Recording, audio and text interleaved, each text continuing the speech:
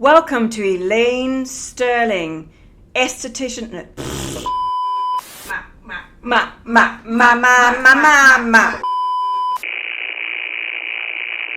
Welcome to Season 2, Esthetician Unlocked. You are now in the Elaine. Welcome to Esthetician Unlocked, where we talk about all things beauty and beyond. You are now in the Elaine. Cheron Hamner, not Hammer. Correct.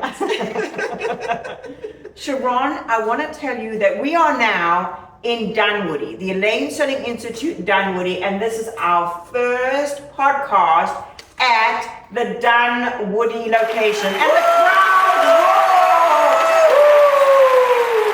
So this is a very exciting moment. You're the first one. Oh my God, I feel so honored and amazed just to be here on this podcast. I appreciate the invite. You know, it is amazing to connect with other artists, stylists, beauty professionals, because we're all in our little zone, right? In our little homes, in our little nest. And just like you said, you're in the Prado, right? And I worked in the Prado, but I left in like 2008. So you came in 2012, yes. Right? And it's a hair salon.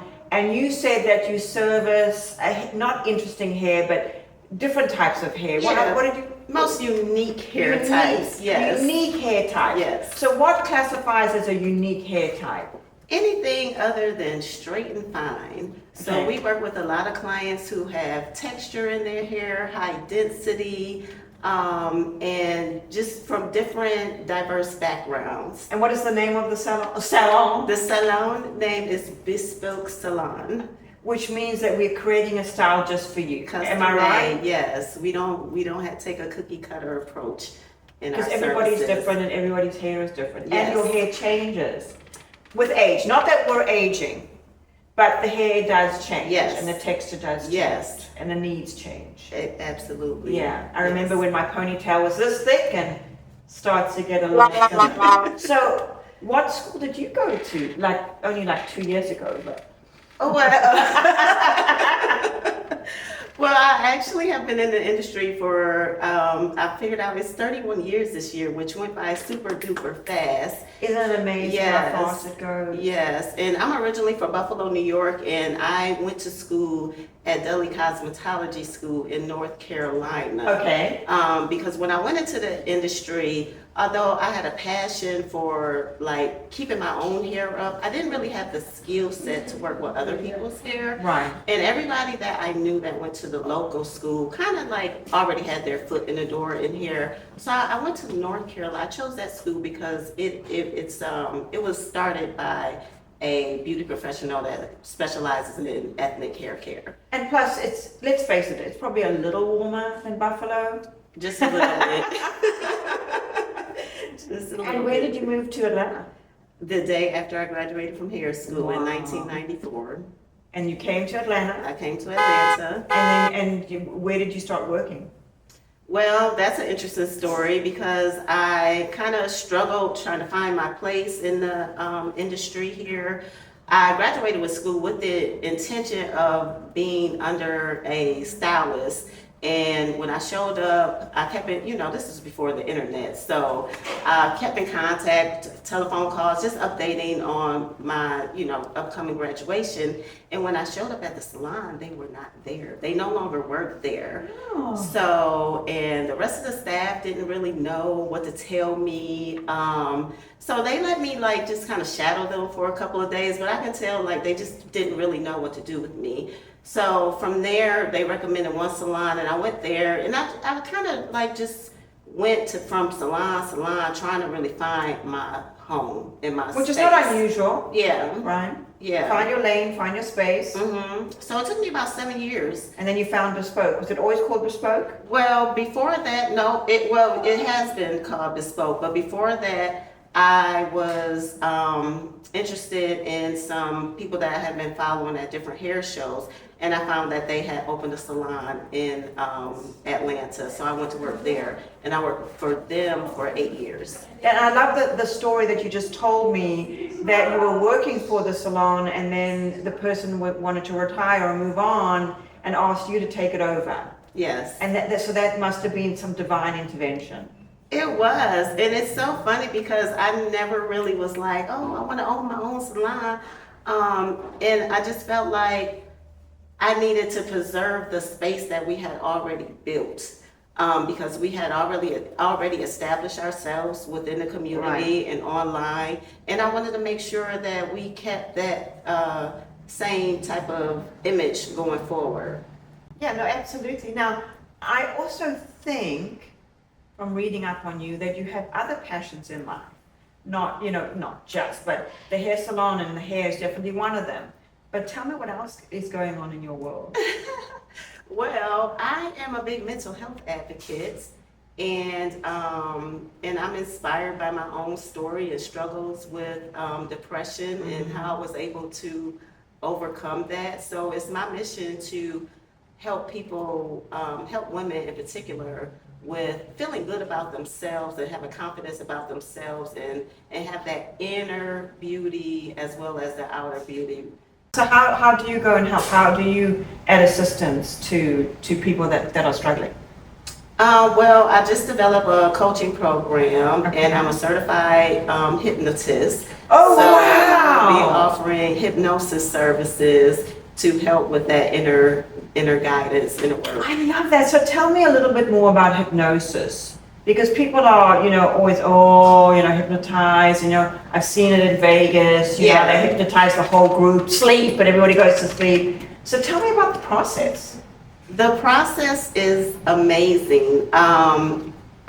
It piqued my interest because I got hypnotized. So really? Yeah, and so it was like the missing piece after going through therapy and things just not really working quicker, fast enough. Hypnosis really worked within the first session.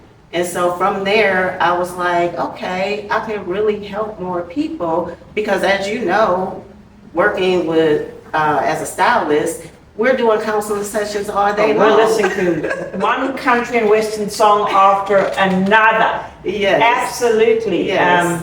And I think when you're in the beauty wellness industry, I think we naturally are helpers, right? We're nurturers.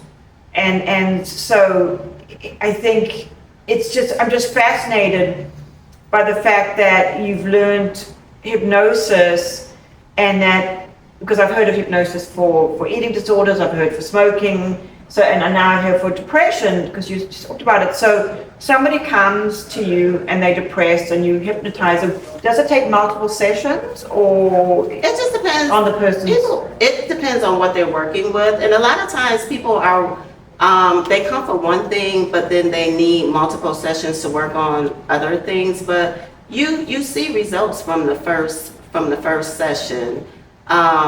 It is hypnosis. We're hypnotized all day long. Mm-hmm. We do it when we drive in our cars and we zone out. Yeah, like I'll zone out and be like, how did I get here? Yes. Yeah. Yes, that's in the hypnotic state. As you're watching TV, these are not real shows, but we may start crying from watching. Because our brain doesn't know the difference. Exactly. And that's my biggest worry about television and shows. And I have to say, I like some really gory shows. So I am in this lane here as well, is that when you're seeing all of this death and destruction in a show and violence, the brain doesn't know the difference between something that's pretend and then I think somehow we can also get desensitized, because when it really happens, we're like, Yeah, I think that's happening a lot these days. Right. Well, also because we hear about it one after the other. I think about the weirdest things, because obviously in the 1800s,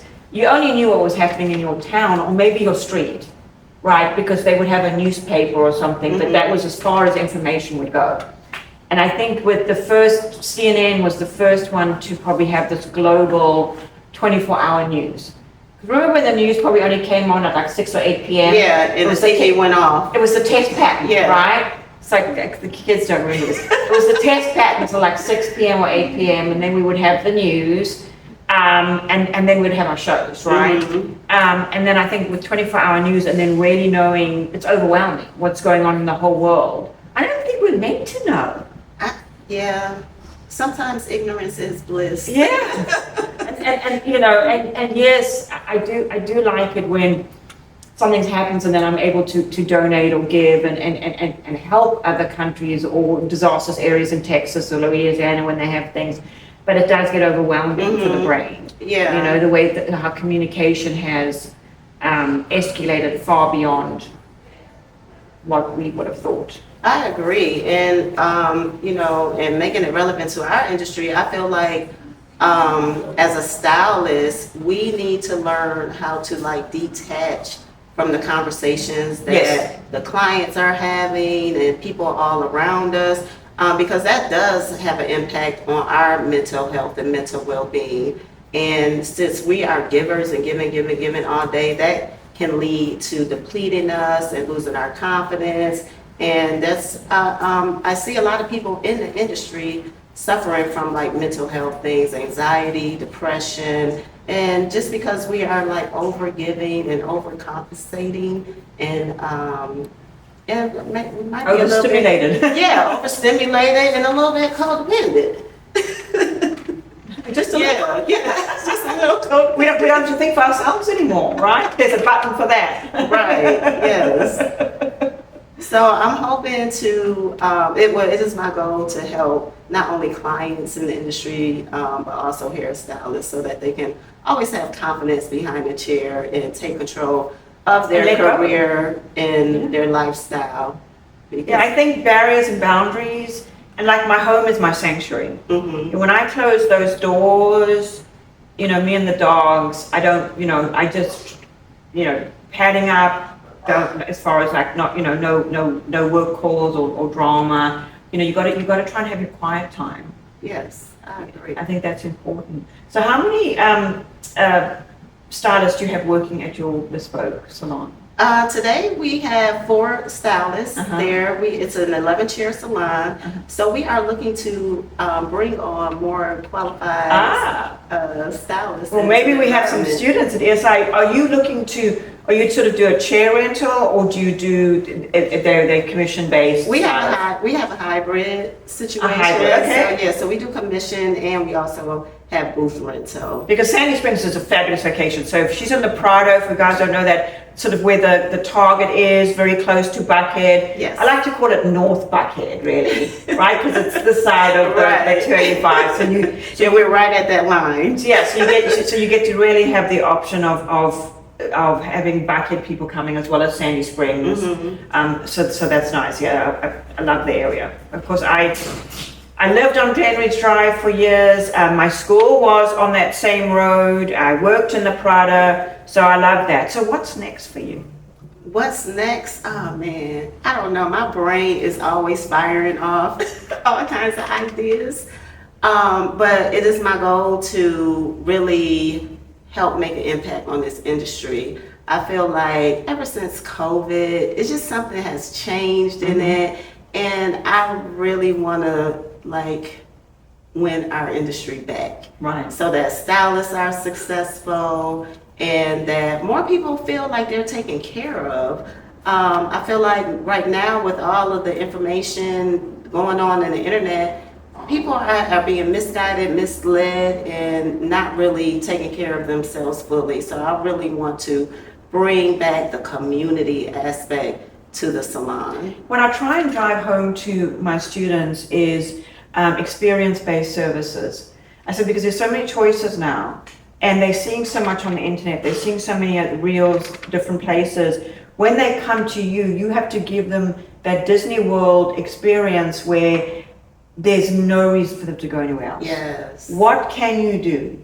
You know, whether it's that scalp massage or a sensory journey, spending more time with the person, showing them when they need to rebook, like all the small things that you can do to make them feel like they've had an experience. Yes. That's really important. I think so too. Yeah. What sort of things do you do at your salon to add to the experience for the client?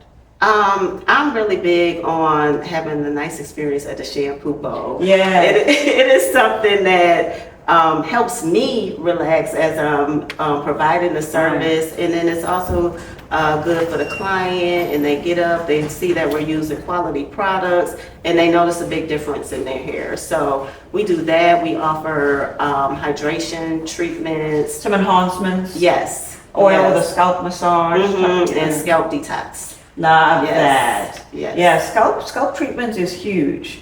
I went to one of those salons on the weekend that does the head spa, and then she had the little machine to show me my scalp and how it was all clogged up. But it was, I thought, oh, that's interesting. And then afterwards, she showed me how shiny my scalp was because it was so hydrated. Yes. You know. So I'm always looking for experience. But I think I went to school in Taiwan, and so we always had our hair done in Taiwan, and so in Taipei. And I remember as a child when I was a teenager, but the shampoo bowl was an experience because of the massage that they did with the shampoo and with the conditioner was out of this world. What was it, like about a 20-minute experience? It was about 15 to 20 minutes, but I loved how they, you know, and because with the hair conditioner, you've got a lot of slip because you've got oils in there. You can go down the neck, you can go down the shoulders, you can do a pressure point massage. You know, it's kind of like what I tell estheticians. Clients can cleanse their skin at home. Clients can wash their hair at home. They also have some good tools, right? With the Dysons, I have a spinning brush. It spins my hair and it seems to look like I've gone to the salon.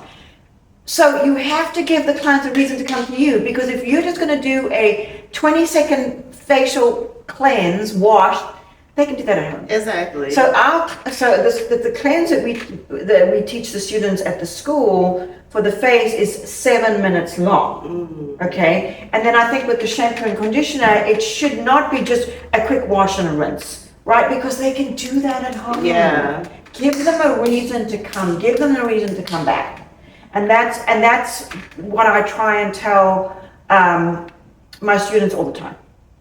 You know, I just remember the days in the movies of the hair salon with the, you know, the coffee bar and the espresso bar, and how the, you know, Vida Sassoon, you'd open the door for you, and they were all dressed, all the hairstylists were dressed up. Yes. You know? Yes. I mean, if they're going to lay money on the table, I think you need to show up. I think so too. Because they can spend the money on I love that. You know what I want right now? You want to shampoo on the face. I was going to say you want an espresso martini. See, just talking about it, you know, you want it. I know. So I think that's what I'm trying to instill in the next generations of beauty professionals is, I know I'm not going to be alive forever, right? Half my life is over. More than half my life is over. So we're giving our skills, our knowledge, our tools, our love, our passion to the next generation. We're passing it on. Yes. And so, and they're going to then pass it on. So I just hope that, and I think that you feel the same way, that we've made a difference. Exactly. To the stylists and their lives, and instilled a passion in them, and a strive for excellence. Yes. Right? One thing I would like to add to that conversation about like giving more to the clients, I think a lot of times we don't have those experiences for ourselves as stylists. So I think like even maybe not even in the beauty industry, but going out somewhere, go drive a nice car, go to a restaurant you wouldn't normally go to, and experience how great that feels. And then you bring that back to the salon. Absolutely. Every time I travel, I bring something back, an experience that can translate into the salon. And you might say, oh, well, you know, I don't have money to go have a cocktail at the Ritz-Carlton. You have money for a cup of tea. Yes. You have money for a cup of tea, you have money for a cup of coffee, and sit at the Ritz-Carlton, you know, and take it in. So yes, because people go to Starbucks or go to a restaurant because you can actually cook better at home. I always tell people this. Your food at home is better. You're going for the experience. Yes. You know, and and how does it make you feel? And when you're sitting in those restaurants, when you're sitting in those bars, when you're sitting in those hotels, how does it make you feel? Take that with you. Like every time somebody walks into the school, I always say, welcome to SI, right? Yes. And then when anybody leaves, I always ask my students to say, it was a pleasure to work on you today. It was a pleasure to do your facial today, to perform your massage today. Because it was a pleasure. Yes. You have to love this so much really that you would do it for free, and it's such a pleasure. Yes. You know what's a pleasure? Hanging out with you. I had a great time too. I know. I'm so glad we were together in the E-lane, see? So now remind everybody where your bespoke salon is. Bespoke Salon is 5590 Roswell Road in Sandy Springs, right on Atlanta in the Prado Shopping Center. And can they book online? They can book online. Our website is bespokesalon.com, www.bespoke.com. So, and are you doing mostly natural hair? Are you doing color? Are you doing extensions? What is the mix of offerings that you have there? I love your hair color, by the way. Thank you. We do cut and color. We do have some extension specialists as well, but primarily we're a cut and color salon, and we do specialized treatments. And styling, obviously. Yes. What are some of the styles that you see are trending or coming back? You know what I love right Something's now? coming back. I love that big voluminous hair is coming back. The 80s are coming back? I love Bring it. on the hairspray and the tees. Yes, I love Big full hairs coming back? Yes, yes. That is amazing. So how are we going to get the volume? Big curlers, small curlers, Curlers, under the dryer. And that's the thing, like, we have to like relearn or reteach people that heat is okay. You know? Yeah, so we've gotten so far away from like, oh, I don't want to use heat, but yeah, it's coming back. You know how that moving, shakeable hair. But I will add this because I'm a huge proponent of professional products. It's really important to use professional hair care. I agree. I tell people there's no skincare or hair care that you can buy at the drugstore that is going to work because of the amount of fragrances and chemicals, binders, all of the things in there that is not good for your hair. Exactly. Because, you know, as soon as you've colored your hair once, you're coloring your hair. And I will not have any grays. I'm sorry. I'm not ready for the grays, right? They have to call it at my school like my sprinkles or my pixie dust or something, right? So as soon as you start coloring your hair, you've got to use good shampoo and conditioner and treatments. And it makes such a big difference. And the leave-in treatments and the styling treatment. And it's not a lot once you have a system and you know what to use. So what products do you like to use at your salon? We use Iron Co. Okay. Yeah, we're Iron Color Salon, and we have Iron Co. Color and Iron Co. Blue, which is the luxury line, and the base line. So you use the color and your shampoos and conditioners are Iron. Yes. Iron Co. Of the color. Yes, and then we also use Silk Out System, which is our premier taming system to help our silk presses last for like 10 to 14 days.